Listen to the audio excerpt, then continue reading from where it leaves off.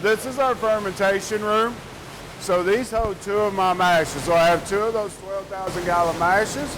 I have my yeast, and we also have our starter or our back set.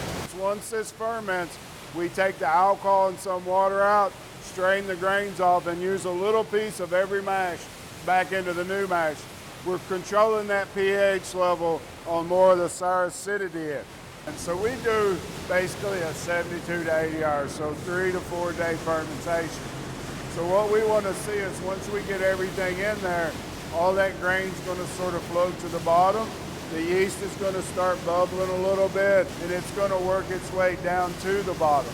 So in what we would call our first day in the 3-day process, it's working on the thin part of that mash, searching for any sugar to turn to alcohol. So this is one look we want to see. Each day you're going to have a little bit different look. This one's pretty well done.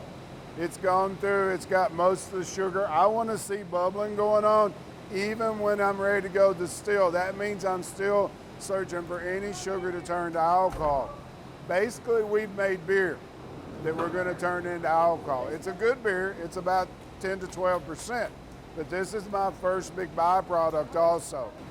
So when it gets to this point, I want to see sort of that sheen on top, like that clear coat you would see on a great paint job. That's just a beautiful look to me.